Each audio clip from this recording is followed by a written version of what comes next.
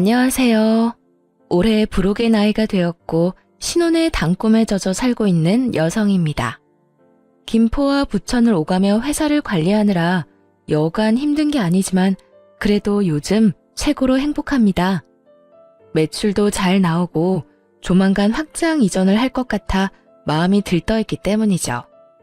제가 이렇게 승승장구할 수 있었던 건 지금까지 해온 사업이 수완이 좋았던 것도 있지만 아마 제 인생의 전환점이 되었던 그 사건이 계기가 되지 않았나 싶어요.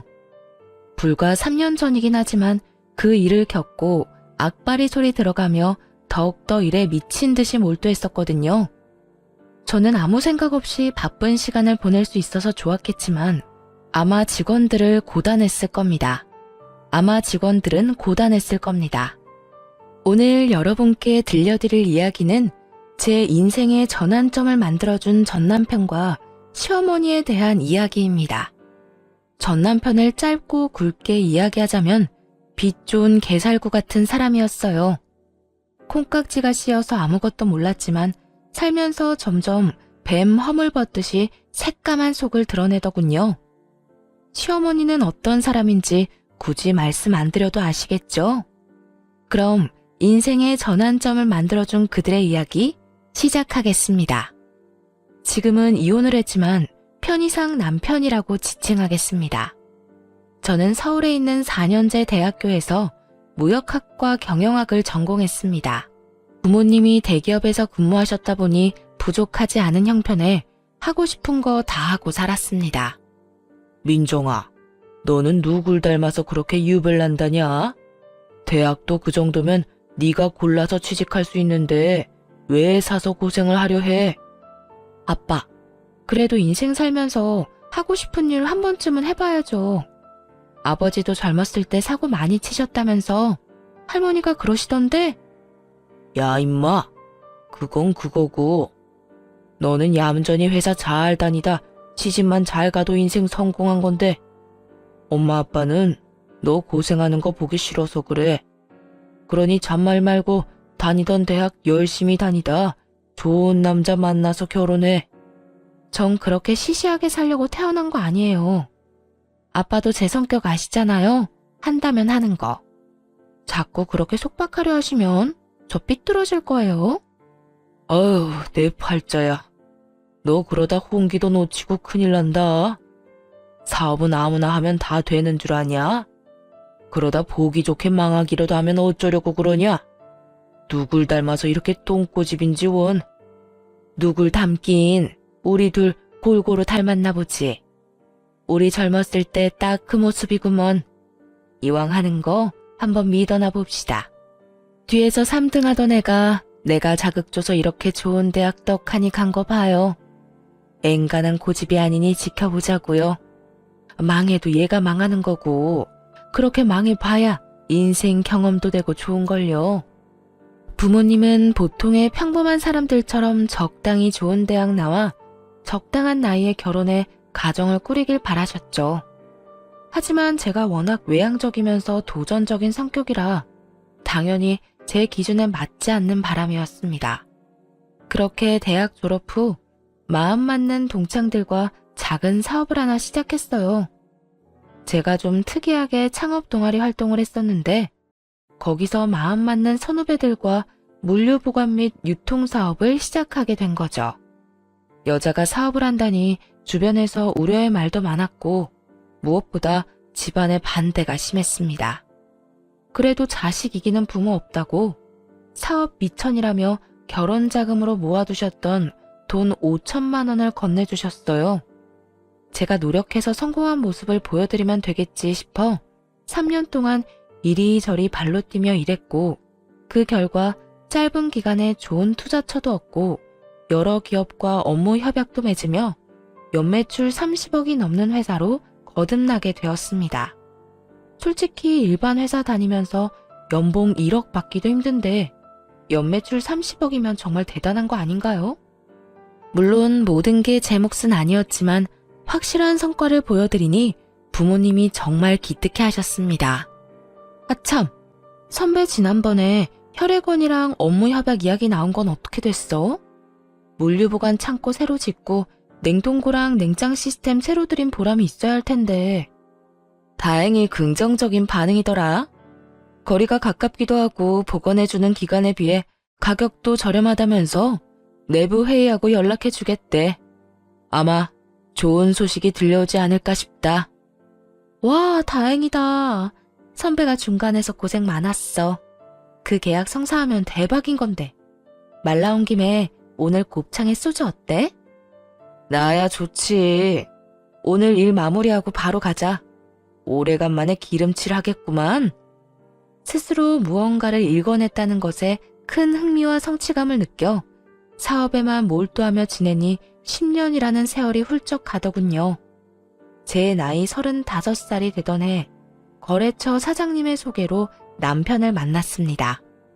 당시 남편은 물류센터에서 일하는 직원이었는데 성실하고 긍정적인 모습에 호감을 갖게 되었죠. 몇 번 만나 커피도 마시고 밥도 먹고 대화를 해보니 제 드센 성격도 다 받아줄 만큼 다정다감했고 푸근한 느낌이 들었어요. 그렇게 1년 정도 연애하다가 나이도 들고 하니 자연스레 결혼 이야기가 나왔습니다. 양가 부모님들 모시고 상견례도 무난히 치르고 주변에 많은 축하를 받으며 결혼식을 올렸어요. 회사 일이 워낙 바쁘다 보니 일본으로 4박 5일 일정으로 다녀오고 금방 업무를 봐야 했지만요. 아무튼 결혼 후 남편은 제가 운영하는 회사 직원으로 근무하게 되었습니다. 우리 회사가 본사는 김포였고 지방 공장은 부천과 성남에 있었는데 남편에게 부천 지점을 관리하게 했거든요. 물류센터에서 일하던 경험도 있고 그동안 봐왔던 모습을 믿고 맡겼습니다. 그런데 결혼하고 얼마 되지 않은 시점부터 남편의 행동이 조금씩 거슬리기 시작했어요. 여보, 이번에 엘사에서 나온 벨트랑 구두에 관심이 좀 가던데 혹시 그거 사도 될까? 지난번에 생일 선물로 사준 건? 그건 마음에 안 들어? 아니, 마음에 안 드는 게 아니라 나도 사람들 만나다 보면 눈치도 좀 보이고 다른 사장들은 다 번쩍인 거 하고 다니시더라고. 뭔가 나만 유행에 좀 뒤처지는 것 같아서. 유행은 무슨, 그런 거 다 거칠애잖아. 굳이 신경 쓸 필요가 있을까? 지난번에 김 사장이 나랑 골프 치러 가자고 하셔서 다녀온 적 있지? 근데 나한테 골프채 자랑을 하시는데 프랑스 다녀오시면서 1000만 원짜리 사오셨다고 자랑하시더라고. 장갑에 무슨 모자까지 의상도 풀세트로 맞추시고 나는 그냥 인터넷에서 구매한 게 다인데 차이가 나긴 하더라. 당신 회사긴 하지만 사업한다는 사람이 중요한 자리에 나가면 아무래도 눈치가 보이지. 그래서 가끔 창피하기도 하고. 뭐 그런 거로 그래. 내가 워낙 그런 거에 신경을 안 써서 그런지는 모르겠지만 내 눈엔 다 사치야. 아무튼 당신이 그렇다면 어쩔 수 없지. 내가 준 카드로 사고 싶은 거 사. 그래도 당신 씀씀이 좀 줄일 필요 있어. 그런 거 많이 사봤자 좋을 거 없어. 제가 사업체를 운영하고 있는 터라 전반적인 경제권을 제가 갖고 있었습니다. 남편에게 공장 하나를 맡긴 뒤부터 뭔가 사치를 부리기 시작한 것 같았죠. 물론 거래처 직원들을 만나고 다니면서 외적인 부분에 대한 고민을 몰랐던 건 아닙니다. 저는 일만 제대로 하면 된다 주의여서 그런 건 나중 문제였거든요. 하지만 남편은 주변 사람들과 비교하며 자신의 처지가 좋지 않다고 신세한탄하기 일쑤였습니다. 뭐 어쩌겠어요. 그래도 남편 기죽어 다니지 말라고 남편이 하고 싶은 대로 하게 놔뒀죠. 그런데 남편이 언젠가부터 마치 자신이 회사를 운영하는 것처럼 주변에 소문을 떠벌리고 다니기 시작한 겁니다. 그뿐만이 아니었어요. 시어머니와 시누이도 이제는 저에게 대놓고 돈을 요구하더군요. 예, 아가, 듣자 하니 너 돈 좀 번다며? 내가 그동안 자세한 걸 몰라서 뭐라 못했지만 이왕 이렇게 된 거 단도직입적으로 말하마. 앞으로 생활비를 좀 대줬으면 좋겠구나. 혼자 몸으로 아들 대학 보내고 하다 보니 돈이 없다. 내가 나이가 들어서인지 더 이상 일도 못하겠고. 아, 네, 어머니. 당연하죠. 혹시 얼마 정도 원하세요? 제가 최대한 맞춰드릴게요. 내 주변 양반들한테 물어보면 다들 200 정도씩은 받는다고 하더라. 그래야 하고 싶은 것도 하고 눈치 안 보고 여행도 다니고 그런다면서. 용돈 포함해서 그 정도면 적당할 것 같다. 네, 그럼 다음 달부터 계좌로 입금해 드릴게요. 지난번에 아가씨 취업 준비하던 건 어떻게 됐어요? 안 그래도 그 말도 하려고 했다. 네 시누이가 그동안 명품의 미음자도 못 해봤잖니. 다행히 회사에서 좋게 봐줬는지 다음 주부터 출근한다고 하더구나. 그래서 그런데 취업 선물로 가방이랑 구두 어떠니? 골라주기 그러면 현금으로 주려무나. 원래 이럴 때 크게 한턱 내는 거야. 아, 네. 그럼 물어보시고 연락해 주시겠어요? 예, 떨떠름해 할 것 없다. 어차피 나중에 너희도 애 낳고 그러면 희진이가 잘 챙겨줄 거다. 다 되돌려 받게 돼 있으니까 너무 걱정하지 말고. 아니면 이왕 이렇게 된 거 이참에 경제권을 네 남편한테 넘기면 안 되냐? 원래 여자가 경제권 쥐고 있으면 돈이 줄줄 샌다고 했어. 남편이 기가 살아야 집안이 사는 거야. 그건 안 될 것 같아요. 저 혼자 하는 사업도 아니고 동업자들이 있잖아요. 그리고 남편은 물류관리 쪽으로만 일을 해봤지 우리 회사 전반적인 시스템은 잘 이해를 못해서요. 그건 제가 알아서 할게요. 대신에 어머님 용돈 섭섭지 않게 챙겨드리잖아요. 시어머니는 사사건건 경제권을 남편에게 넘기라며 저에게 눈치를 주셨습니다. 하지만 공과 사는 정확하게 구분해야 했고 그 부분에 있어서는 냉정하게 말씀드리곤 했죠. 사실 시댁의 형편이 그렇게 좋은 편은 아니었습니다.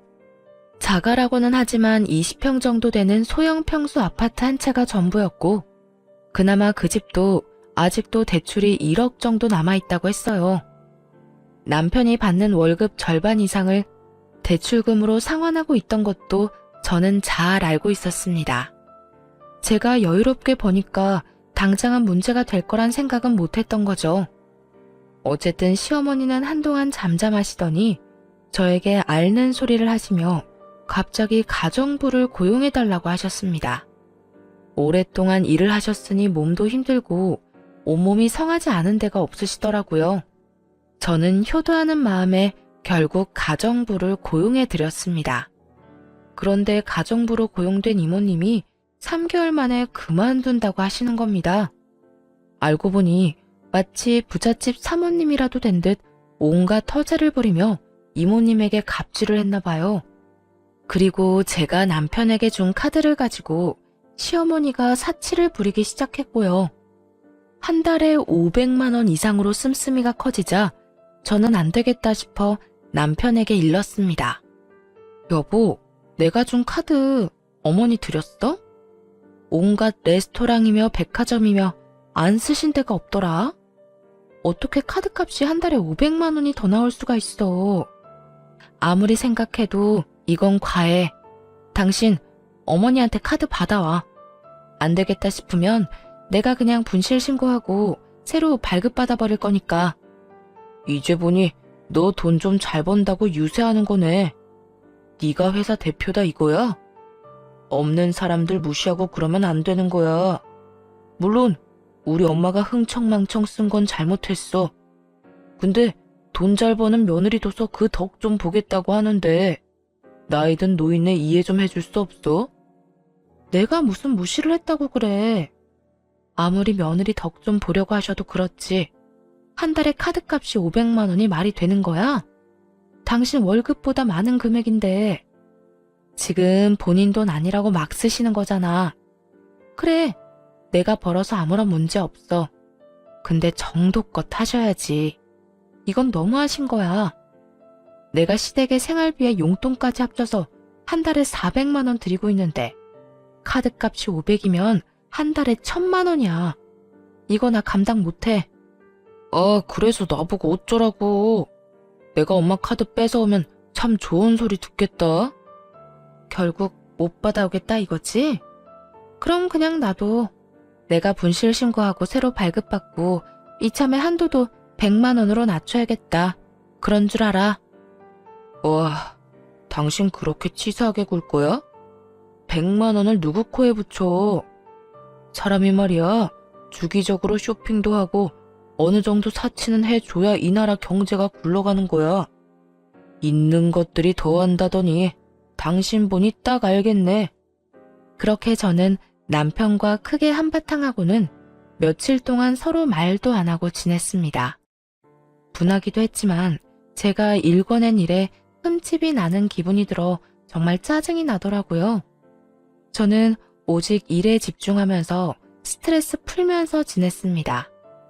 아니나 다를까 시어머니는 저에게 연락해 남편 고생시키지 말고 편하게 일하라고 하시더군요.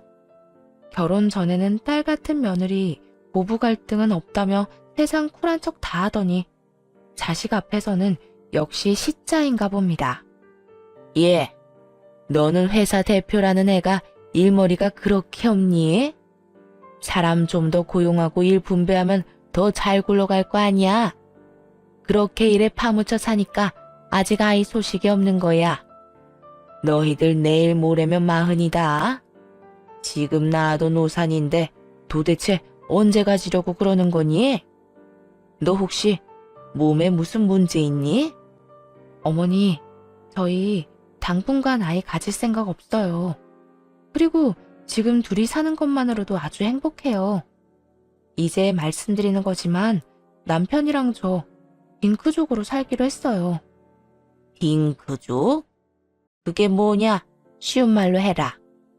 말 그대로 아이 안 갖고 저희끼리 사는 거예요. 나중에라도 생각이 바뀌면 말씀드릴게요. 하지만 지금은 이대로가 좋네요. 남편도 동의한 내용이니 더 이상 아이 문제는 논하지 않았으면 합니다. 시어머니는 기가 막히셨는지 잔뜩 삐치셔서는 제 연락도 안 받고 저한테 연락도 안 하더라고요. 그렇게 한 달 정도의 시간이 흘렀을까요? 남동생이 갑작스레 교통사고를 당해 큰 수술을 받게 된 것입니다. 재활치료를 받아야 할 정도로 상태가 좋지 않았죠. 남동생은 결혼을 해서 아이들이 있는데 회사 출근도 못하고 병원에 꼼짝없이 1년 이상을 갇혀 지내야 하는 상황에 암담했습니다. 그리고 아무리 금전적인 여유가 있어도 1년 동안 병원비와 생활비는 어마어마하더군요. 결국 남동생의 병원비와 생활비를 주기 위해 현금을 써야 해서 제 명의로 들어둔 적금을 해약해야 했습니다. 은행에 들러 이리저리 알아보니 정말 기가 막히더라고요. 3억 정도 들어있어야 할 통장에 잔고가 0원인 겁니다. 저는 바로 남편에게 전화해서 따졌습니다. 여보, 나 은행이거든? 동생 입원비랑 생활비 주려고 적금 든 거 해약하려고 하는데 이거 자네게 왜 0원이야? 당신 내 돈 빼간 거야? 내 통장인데 돈은 왜 0원이지? 그게 말이지. 사실은 나도 따로 사업을 하고 싶어서 구상한 게 있었거든. 김 사장님이 전망 있는 상품이라고 국내 주식을 알려주셨는데 내가 거기에 투자 좀 했어. 뭐? 지금 나랑 장난하자는 거야? 어떻게 나랑 한마디 상의도 없이 함부로 내 돈을 써? 나도 남자야. 남자로 태어났으면 사업 한 번은 해봐야지. 당신도 버젓이 회사 운영하는데 나라고 못해? 그리고 그깟 돈 까짓것 다시 채워넣으면 그만이지. 되게 뭐라 그러네. 어차피 그 돈 우리 부부 위해서 쓰려고 했던 거 아니야? 부부는 일심동체라고 내가 좀 잘 돼보겠다는데 그 정도 돈은 투자해줄 수 있는 거잖아. 일심동체 좋아하네. 야, 이 양반아. 1,000만 원, 2천만 원도 아니고 자그마치 3억이야. 넌 그게 단순 돈 몇 푼으로 보이는 거니?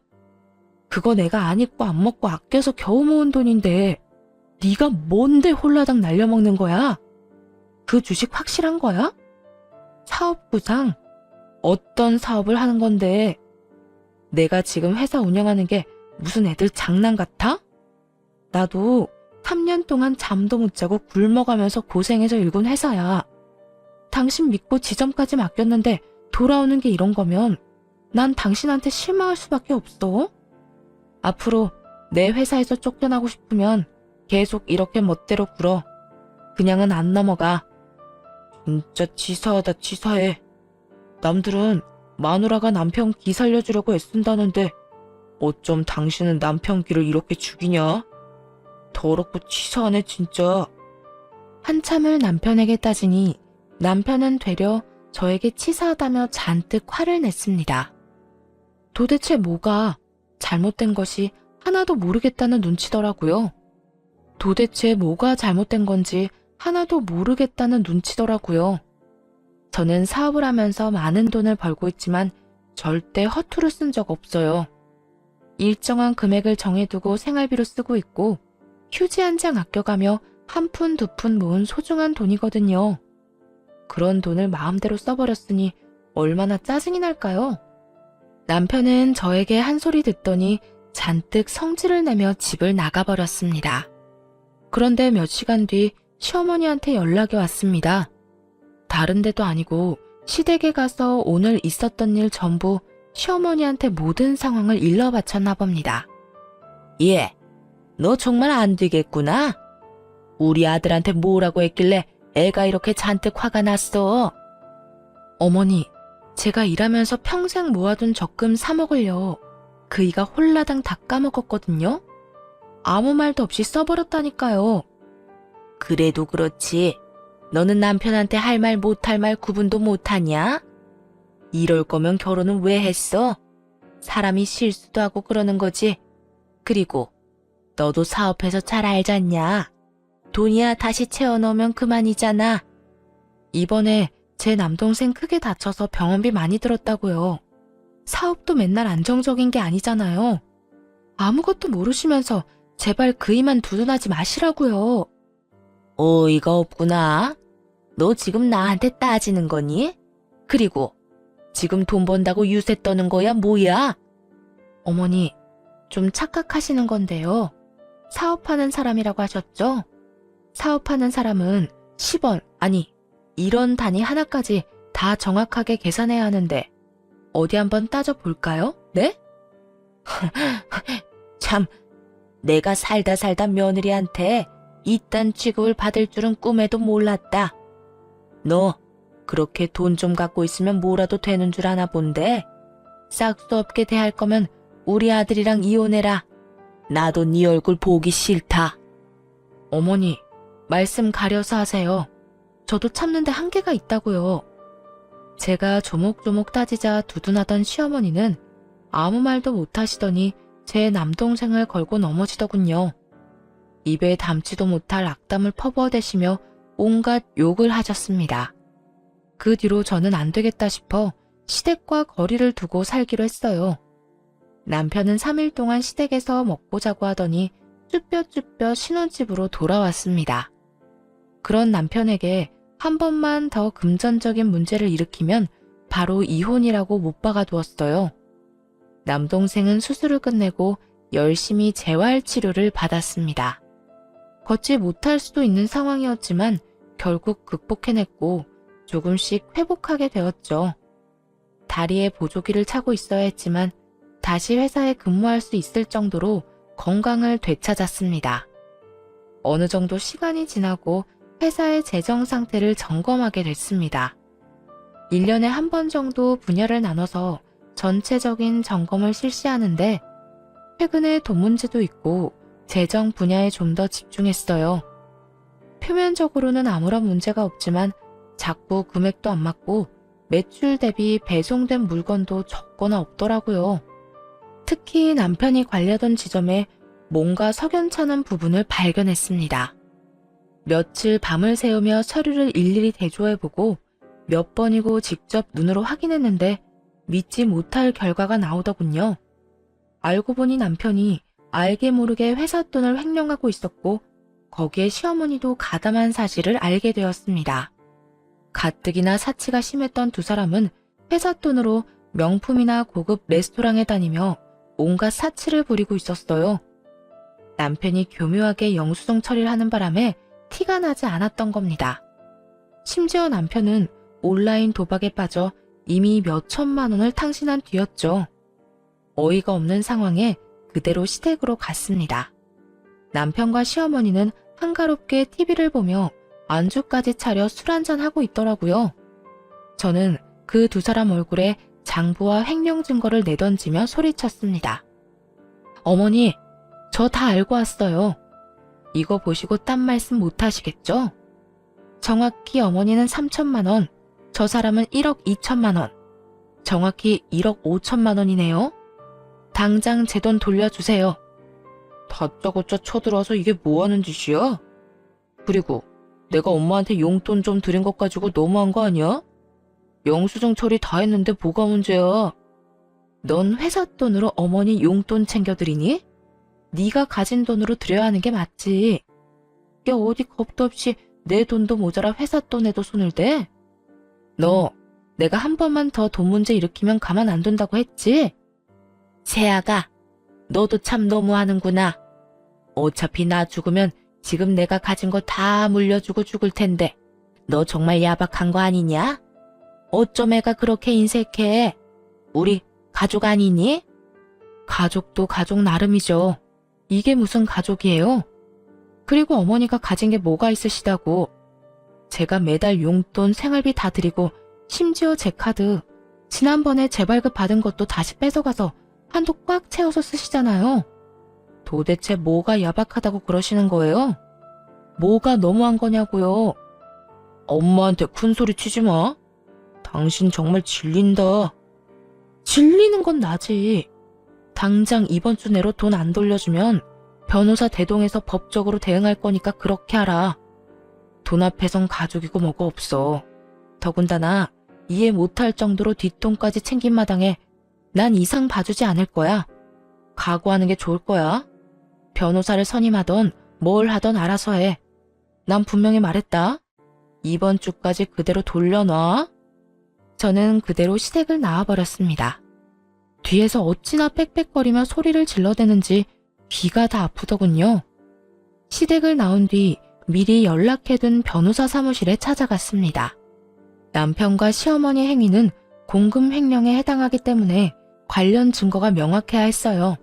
저는 은행에서 돈의 출처였던 회사명의 계좌와 사용 내역, 세무사를 통해 사용한 공식적으로 사용된 회사 자금 내역, 그 둘을 비교해 어긋난 부분, 남편과 시어머니의 계좌 내역을 모두 증거로 제출했습니다.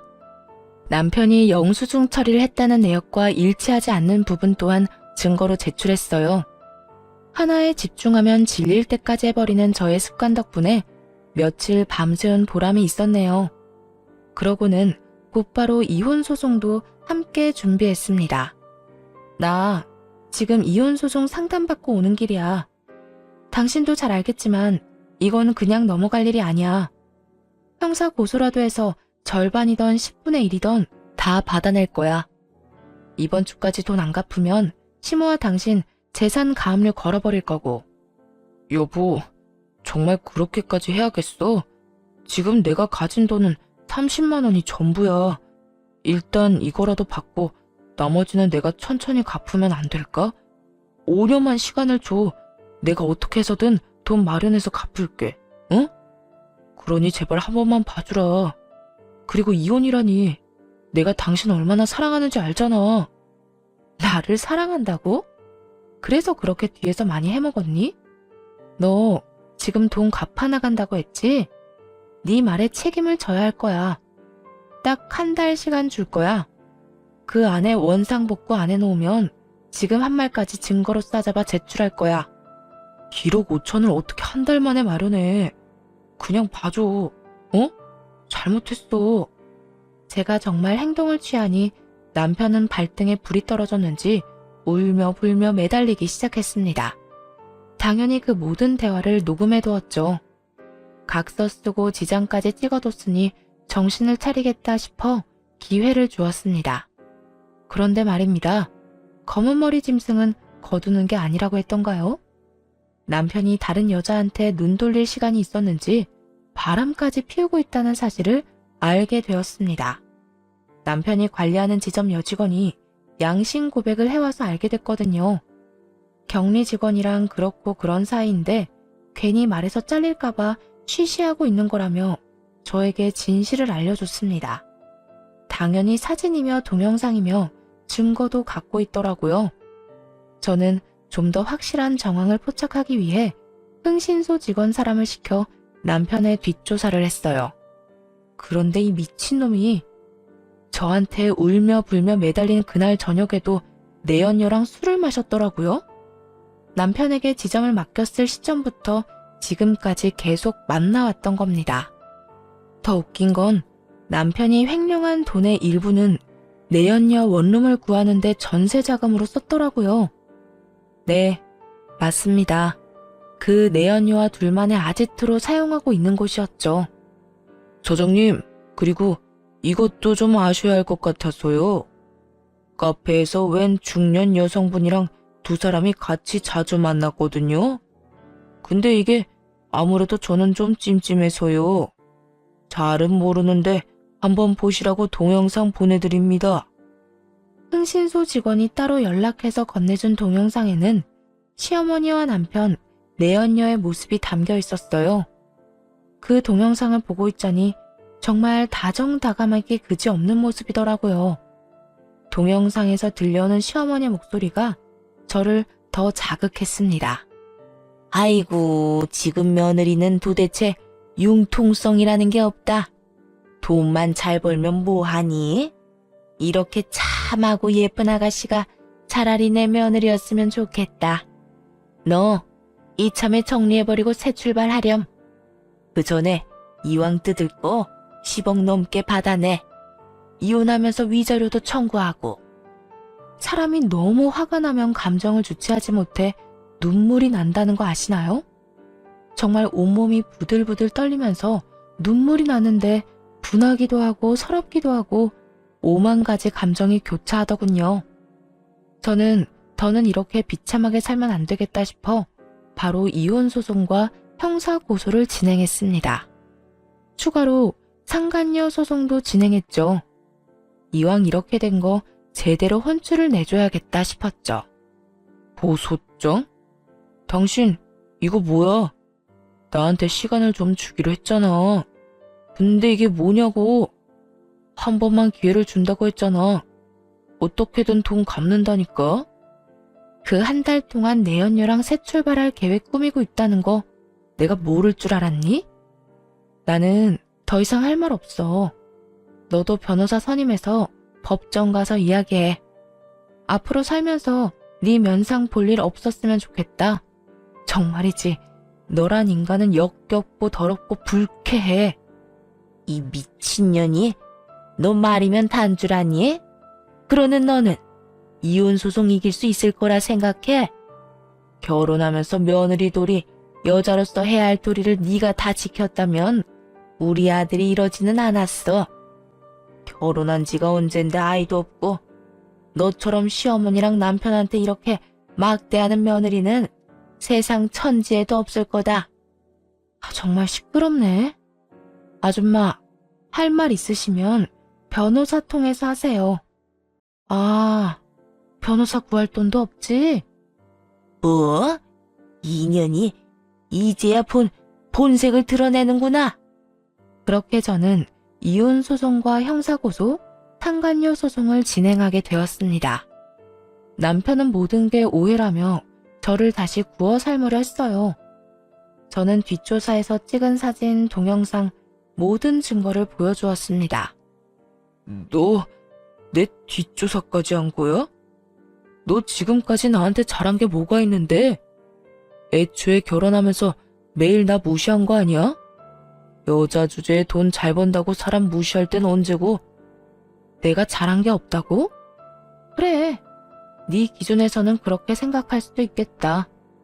그래도 적어도 이거 하나는 기억해. 네가 결혼해서 쓴 돈, 그거 다 내 돈이잖아. 너 월급도 누가 줘? 내가 주지?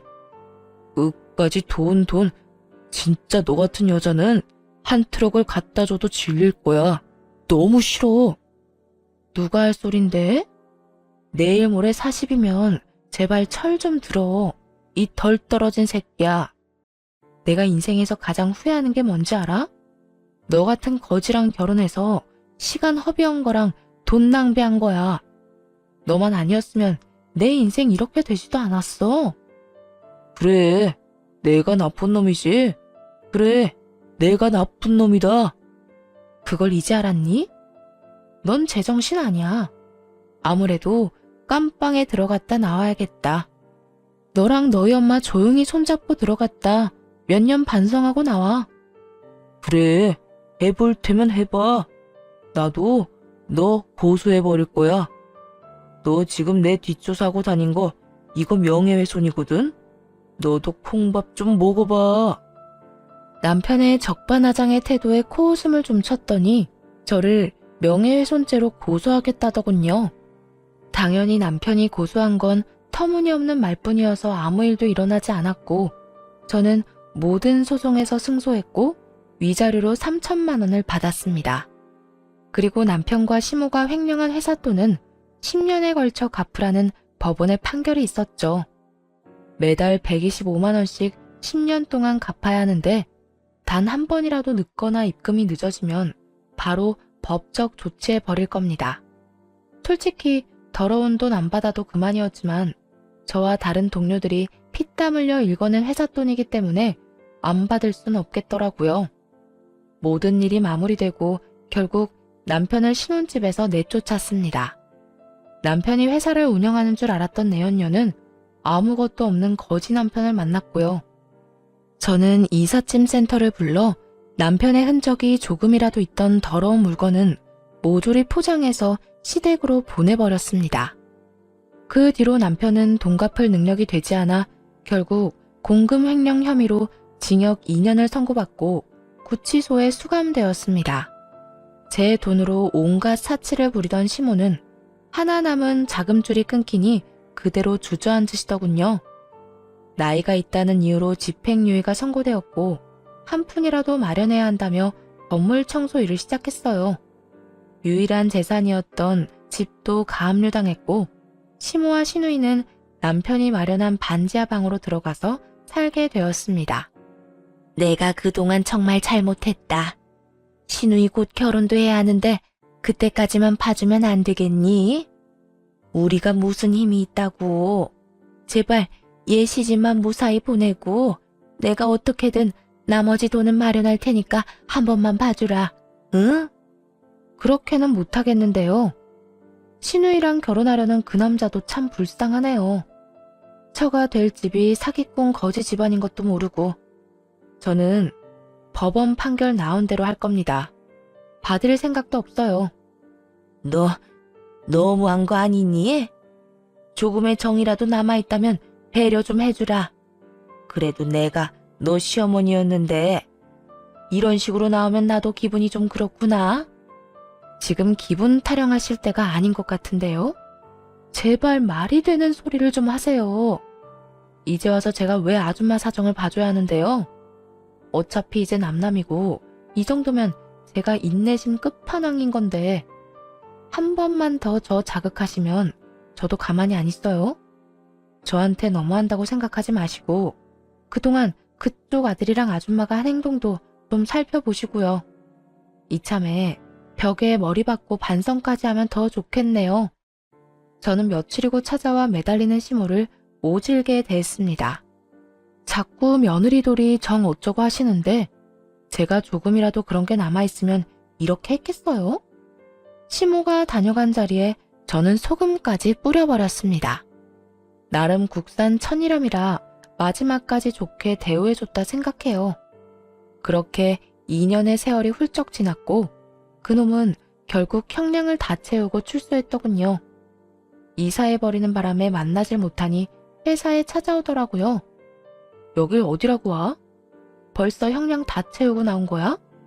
시간 참 빠르다. 그나저나 반성은 많이 했나 모르겠네. 당신 없는 2년 동안 나 반성 많이 했어. 내가 얼마나 모자란 놈이었는지 잘 알겠더라. 그래서 말인데 나 새 삶으로 태어났으니까 우리 다시 시작해보는 건 어때? 내가 정말 잘해줄게. 내가 미쳤니? 너 대가리에 총 맞았어? 교도소 다녀오더니 뇌가 어떻게 됐나 본데. 내가 너랑 재결합할 일은 죽어도 없을 거야. 그런 시답지 않은 말 할 거면 당장 꺼져. 앞으로 보지 말자고 내가 분명히 이야기했을 텐데. 지금 경찰 불러서 스토킹으로 한 번 더 콩밥 먹여줘? 그러지 말고 내 이야기 좀 들어봐. 내가 널 얼마나 보고 싶어 한 줄 알아? 내가 너한테 접견 신청을 얼마나 많이 했는데 그걸 다 거절해? 내게 변명할 기회는 줘야지. 지금 뭐라고 했니? 변명? 하당치도 않아. 내가 이미 기회는 여러 번 준 걸로 아는데 내가 마지막이다 생각했을 그날도 너는 그년이랑 놀아나면서 시시덕거렸어. 잊었니? 같이 웃고 떠들 땐 좋았지? 그런데 어쩌냐? 너 아무것도 없는 개털이잖아. 내가 누구 때문에 이렇게 된 건데 이게 다 너를 사랑해서야. 네가 어떻게 나한테 이래? 어디서 개가 짖니? 정신이라도 차렸으면 불쌍해서 밥값이라도 쥐어보내려 했는데 에라 아깝다. 넌 그냥 조용히 꺼져. 밥값도 아깝게 하는 재주가 있네. 다시는 보지 말자. 그놈은 자기가 많이 반성했다며 다시 잘해보자고 헛소리를 짓거리는데 경찰 불러 내쫓아버렸습니다. 그러고는 바로 접근 금지, 통신 제한, 주소록 열람 제한을 걸어버렸어요. 정말 끈질겨도 이렇게 끈질길 수가 없었습니다. 정말 기생충이 따로 없었죠. 그렇게 한동안 잠잠하더니 아예 연락이 끊겨버렸습니다. 지금까지 아무런 소식을 들을 수 없었죠. 그저 통장에 매달 찍히는 125만 원이라는 금액을 보고 어딘가에서 잘 살아있구나 싶어요. 저는 어느 정도 마음을 추스른 뒤 회사 일에 몰두하며 지내고 있습니다. 그러다 제 밑바닥까지 모두 지켜본 회사 동료와 좋은 감정으로 지내다 얼마 전에 혼인신고를 했어요. 창업을 같이 했던 친구고 항상 제가 힘들 때 옆에서 많은 위로를 건네줬던 사람입니다.